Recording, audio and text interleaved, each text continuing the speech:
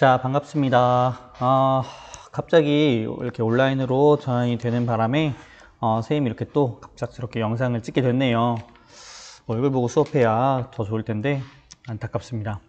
자, 오늘은 교과서 312쪽부터 적정기술까지 318쪽까지 319쪽까지 한번 나가보도록 하겠습니다. 시험 미안합니다. 시험 마지막 영상이 될 것 같은데요. 이 영상까지가 시험 범위가 될 테고 오늘 한 20분 정도만 찍겠습니다. 그리고 다음 주에는 선생님이 시험 문제 시험 문제 올리면 안 되죠.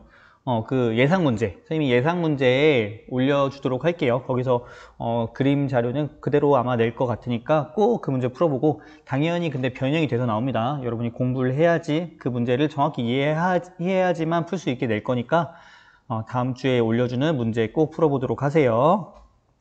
자, 좋습니다. 오늘은 312쪽 연료전지부터 볼 건데요. 자, 연료전지. 수소와 산소가 반응하여 물이 생성되는데 간단하죠. 화학식으로 알아볼까요? 수소는 H2, 수소 기체는 우리가 수소 원자 두 개가 모인 거죠. H2고, 그리고 산소가 O2죠. 산소 기체가 O2죠. 물론 원소로는 HO 뭐 이렇게가 되지만 얘들은 말 그대로 원자고, 얘네는 분자라고 생각하면 됩니다. 기체 분자인 거죠. 얘네들이 기체 분자가 되는 거죠. 자, 얘네가 만나면 어떤 현상이 일어나냐? 자, 얘네가 만나면은 물이 만들어집니다. 물, H2O, 물 너무나 유명하죠. 근데 개수가 안 맞죠? 앞에 개수를 맞춰주면 이렇게 되겠네요. 자, 근데 이 과정에서 추가로 어떤 게 나오냐? 추가로 에너지가 발생한다. 자, 에너지는 물질이 아니기 때문에 사실 이 화학식이 이렇게 써주는 거는 적절치 않지만 우리가 네, 써주도록 할게요. 에너지가 만들어진다라는 걸 알면 될 것 같고요. 자, 그래서 여기 간단하게 나옵니다. 이렇게 반응하면은 화학 에너지가 열 에너지로 전환된다. 이 과정에서는 열이 발생을 하는데, 우리가 연료전지라고 하는 건 뭐냐? 연료전지라고 하는 거는 산화 환원 반응을 이용합니다. 산화 환원 반응. 자, 뭘 이용한다? 산화 환원 반응을 이용한다. 똑같은 현상입니다. 똑같은 이것도 산화 환원 반응이죠. 자, 이 산화 환원 반응을 이용해서 화학 에너지를 전기 에너지로 직접 전환시키는 겁니다. 그러니까 우리가 기존에 알고 있던 배웠던 발전 방식은 예를 들어서 화력 발전 볼까요? 화력 발전은 화석 연료를 가지고 열을 만들고, 그 열을 이용해서 그 물 수증기의 운동 에너지로 바꾸고, 그 운동 에너지를 전기 에너지로 바꾸는 거죠. 자, 하지만 요거를 한 번에 가게 하는 거죠. 화학 에너지를 가지고 전기 에너지로 한 번에 가는 거. 위에 거 같은 경우는 화력 발전이고, 아래 거 같은 경우는 연료전지가 되는 거죠. 자, 그래서 연료전지는 간단하게 생각하면 됩니다. 화학 에너지를 전기 에너지로. 이거 중요하겠죠. 이거 중요.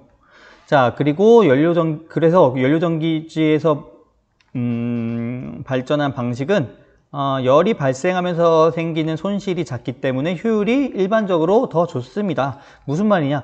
이 사이사이에서 나가는 이 과정, 에너지 변환 과정에서 소모되는 에너지를 줄여준 거죠. 자, 그래서 뭐 구조는 자세히 몰라도 될 것 같아요. 선생님이 요거까지 중요하게 다루지 않겠습니다. 자, 그래서 여기 교과서에 모식도가 나옵니다. 그래서 여기 보면은 수소가 이렇게 막 이동을 하죠. 근데 수소는 여기서 수소 원자의 핵입니다. 무슨 말이냐? 수소라고 하는 거는 가운데에 핵이 있고 전자가 이렇게 돌고 있는 구조인데, 이 전자가 떨어져 나간 상태인 거죠. 그래서 전자는 위로 이렇게 올라갑니다. 그렇기 때문에 전자가 움직인다. 즉 이렇게 반대 방향으로 전류가 흐른다라고 얘기할 수가 있는 거죠. 자, 근데 문제는 그래서 이거를 다 써버리면, 이 수소를 다 써버리면은 전기가 다 끝난 거죠. 그리고 생성물, 수소와 산소를 만나게 하기 때문에 생성물로 뭐가 만들어진다? 물이 만들어진다. 자, 그러니까 예를 들어서 우리가 화력발전소에서는 어떤 폐기물이 나오죠? 이산화탄소가 나오죠. 화력발전소는. 핵발전소에서는 어떤 폐기물이 나오죠? 핵발전소에서는, 그렇죠, 핵 폐기물이 나오죠. 반면에 우리 연료전지는 똑같이 전기를 만드는데 폐기물이 뭐가 나온다고요? 물이 나오죠. 그러니까 아무래도 얘는 친환경적이다 라고 우리가 여겨지게 되는 거죠. 간단히 말아놓으세요. 뭐가 환원이고 산화고 그런 거는 여러분이 앞단원에서 배웠으니까 그거는 쌤이 묻지 않을 것 같고요. 이 구조, 우리가 수소와 산소를 이용하고 폐기물? 뭐 좋습니다. 생성물로 물이 발생하고 간단한 과정을 통해서 전기를 만들 수 있기 때문에 효율이 높고 이 정도. 이거는 두산 중공업 사이트에서 가져온 건데요. 다 같은 원리란 거죠. 수소와 산소를 이용해서 전기를 만들어낸다. 산화환원 반응을 이용해서요. 그리고 폐기물로 뭐가 나온다? H2O, 물을 이렇게 버리는 거죠. 이게 연료전지의 원리입니다. 자, 연료전지에서 배출되는 물질은 물이 유일하다. 따라서 연료전지는 이산화탄소를 내놓지 않기 때문에 친환경적이다라고 불립니다. 전기를 생산할 때 소음이 거의 발생하지 않겠죠? 왜냐하면은 우리가 뭔가를 돌려야 되잖아요. 전기를 만들려면은 터빈을 돌려야 되는데 터빈이 돌아가지 않기 때문에 소음이 거의 발생하지 않는 거죠. 그리고 중요한 거, 휴대용 전자기기부터 대형 발전소에 이르기까지 넓은 영역에 적용할 수가 있다. 무슨 말이냐? 우리 핸드폰에도 수소 이런 연료전지를 사용할 수가 있대요. 그리고 혹은 이런 자동차, 버스 이런 데도 연료전지를 사용할 수가 있고요. 자, 근데 문제는 뭐냐? 역시 모든 과학기술에는 안타깝게도 단점이 하나 있겠죠. 자, 수소. 결국 이 수소를 얻는 건데요.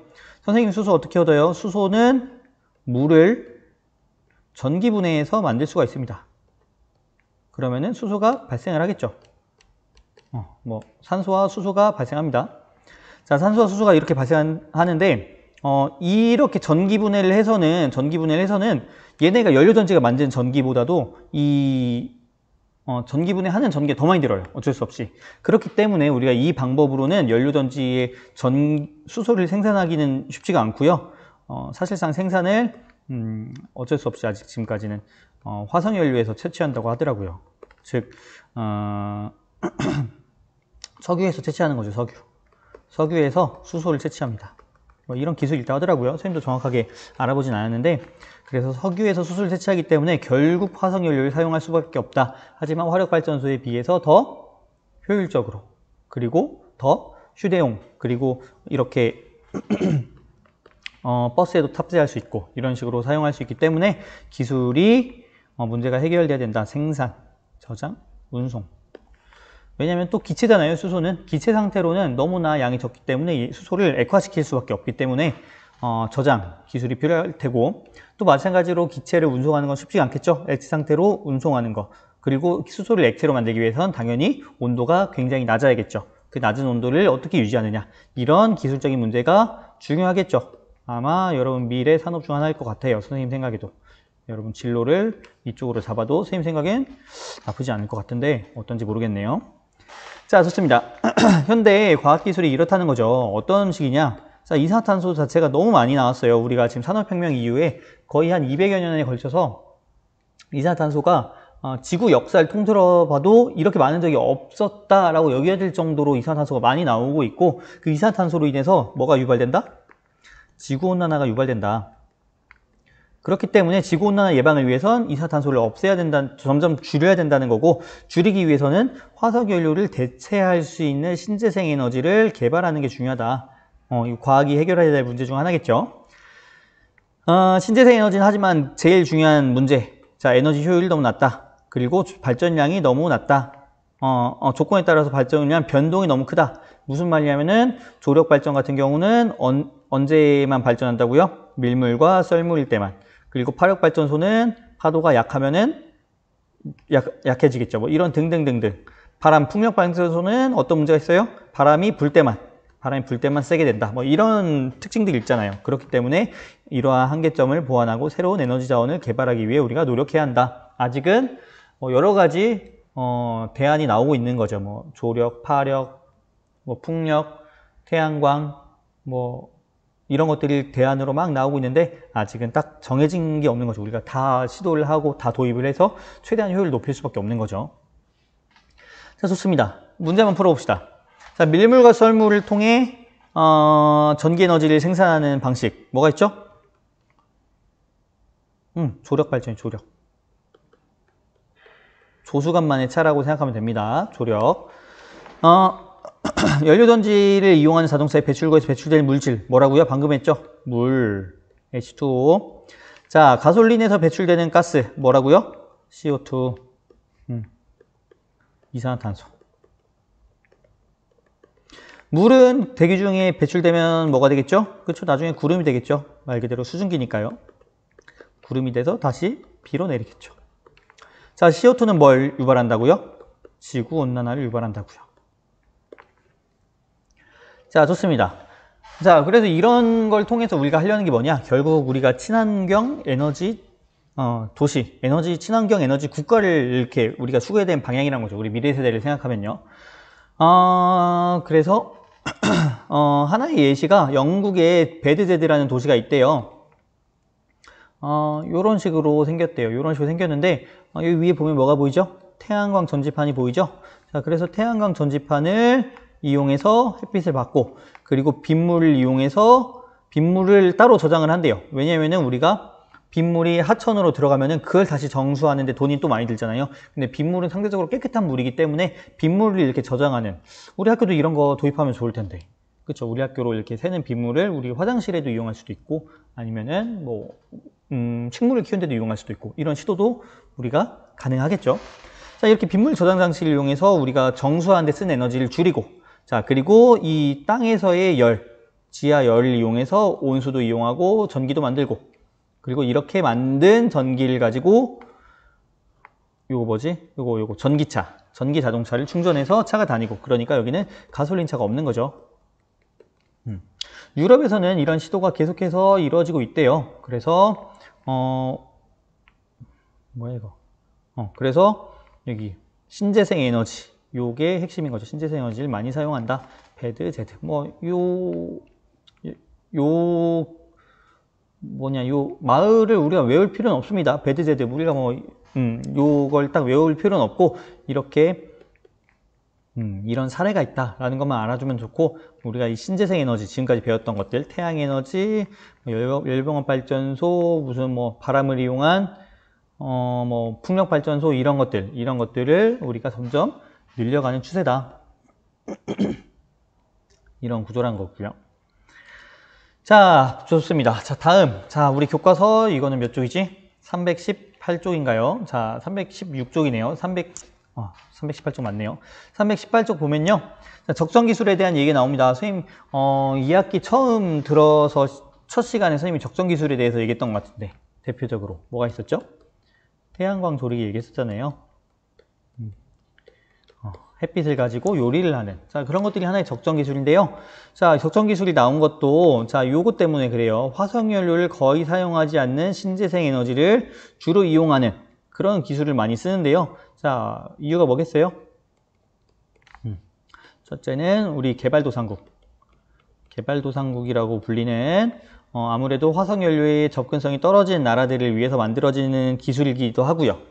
자, 그리고 우리가 친환경, 환경을 생각해야 되기 때문에 이런 기술을 우리가 개발하고 있다. 자, 그럼 적정 기술이 뭐냐? 한번 예시부터 보고 한번 얘기를 해봅시다. 자, 페달 세탁기. 자, 요거는 뭐냐? 여기 위에 앉아서요. 여기 앉아서 요걸 밟으면 된대요. 페달을 밟으면은, 페달 꾹꾹 밟으면 뒤에 빨래가 된대요. 우리는 세탁기가 세탁을 하죠. 하지만 세탁기가 없는 나라, 그리고 세탁기에 쓸 수 있는 전기가 없는 나라, 그런 나라를 위해서 개발이 된 거죠.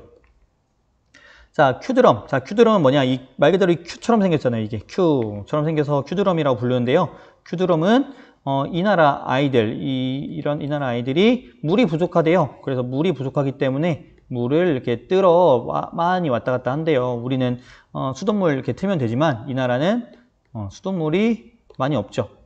아주 먼 거리에 우물 같은 게 있대요. 자, 그렇기 때문에 이런 우물에서 물을 그냥 양동이로 떠오면은 한 10번 걸린대요. 양동이로 떠오려면은 양동이로 10번 왔다 갔다 한대요. 그러면은 여기 아이들이 이런 노동력에 이용되기 때문에 이런 아이들은 우리가 학교를 갈 수가 없다는 거죠. 요 물 뜨느라. 근데 이 큐드럼을 이용하면은 엄청 많대요. 한 몇 리터짜리였지? 정확히 기억 안 나는데 엄청 큰 드럼에다가 담으면은 이 10배만큼의 무게를 한꺼번에 운반을 할 수가 있는 거죠. 그러니까 아침에 얼른 물 떠오고 학교에 갈 수 있게 되는 거죠. 이런 기술이 우리 적정 기술입니다. 자, 그 다음, 생명 빨대. 우리는 깨끗한 물을 자유롭게 이용할 수가 있습니다. 깨끗한 물, 뭐 수돗물만 틀어도 당장 마셔도 될 만큼의 깨끗한 물이 나오죠, 우리가. 자, 그렇지만 이런 깨끗한 물을 잘 이용하지 못하는 나라가 또 있겠죠. 그 나라를 위해서 개발된 건데요. 자, 생명 빨대, 라이프 스트로우라고 하거든요. 라이프 스트로우, 스펠링 맞나요? 라이프 스트로우라고 하는데 이 라이프 스트로우를 이용하면은 뭐 6개월, 1년, 뭐 1인 혼자 쓰면 그 정도도 쓸 수 있을 정도로 안에서 정수 기능을 한대요. 그래서 99.99%의 뭐 바이러스를 막고 뭐 그 정도의 뭐 그런 얘기가 있는데 관심 있는 친구는 한번 찾아봐 보기 바랍니다. 자, 그 다음 와카 워터탑 이란 것도 있는데요. 이 와카라는 게 그 동네 이름인가 라고 선생님이 들었어요. 자, 뭐냐면요. 그물망 같은 거 있잖아요. 우리 여러분 혹시 아침에 나가면 잔디 같은 거에 이렇게 물방울 이렇게 맺혀 있는 거 본 적 있나요? 잔디 물방울 이렇게 맺혀서 이슬이라고 하죠. 우리 이슬. 자, 이슬이 이렇게 맺히는데요. 이 원리입니다. 그래서 이렇게 잔디 같이 이슬이 잘 맺히게 이렇게 막 만들어 놓는 거죠. 그러면은 여기에 물방울이 이렇게 고입니다. 콩콩콩콩콩 고여요. 밤새 새벽이 되면요. 이슬점에 도달하면은 얘네가 뭐 안개가 만들어지기도 하고 걔네들이 모여서 이렇게 수증기를 잡는 거죠. 수증기를. 그럼 얘네가 어떻게 되냐? 이렇게 모이다가 또로로록 떨어져요. 또로로록. 그럼 여기에 물이 이렇게 고이게 되는 거죠. 공기 중에 수증기를 이용해서 물방울을 모은다. 그래서 여기서 이렇게 양도 키우고 뭐 가축도 키우고 사람이 마실 수도 있고 뭐 이런 식으로 쓰는 거죠. 자, 이런 기술. 자, 공통점이 있는 것 같아요. 어떤 공통점이냐? 그 나라의 문화적 성격, 문화를 우리가 이해해야 되고, 그리고 그 나라의 환경, 그 나라에 뭐가 부족한지, 그 나라에 뭐가 많은지, 그래서 그 나라에 많은 거를 이용해서 기술을 개발을 해야겠죠. 자, 그리고 이러한 것들이 그 나라 공동체의 삶을 개선시킬 수 있는지, 비용이 저렴한지, 적은 비용과 적은 에너지로 할 수 있는지. 자, 뭐 한번 정리를 해볼까요? 그 나라의 문화와 환경에 대한 이해가 필요하고요. 그리고 그 나라에 나오는 자원을 활용하여 만들 수 있어야겠죠. 그리고 화석연료를 거의 사용하지 않아야겠죠. 경우에 따라서는 전기도 거의 사용하지 않는 방향으로 돼야겠죠. 이런 것들이 하나 더 있네요. 그 나라에 도움이 되는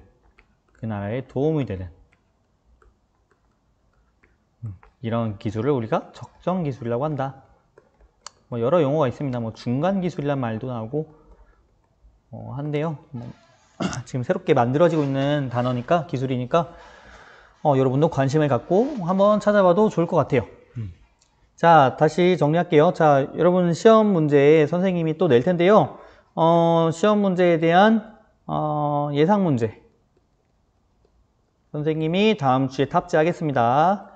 그리고 선생님이 미리 다음 주 수업으로 탑재를 미리 할 건데요. 여러분 미리 다운받아서 볼 수 있게 미리 오픈 시켜 놓을게요. 수업. 그러니까 그렇게 활용하도록 하고요. 그리고 선생님이 시험 전에 이 문제 풀이 영상도 한번 올리도록 하겠습니다. 풀이 영상도 한번 올릴게요. 자, 수고했습니다. 갑자기 원격이 돼서 너무 당황스러운데 원격이어도 나태하게 행동하지 말고 아침에 일찍 일어나서 온라인 클래스 꼭 듣고 공부도 열심히 하고 교과서도 꼭 한번 읽어보기 바랍니다. 자, 여기까지 할게요. 수고했습니다.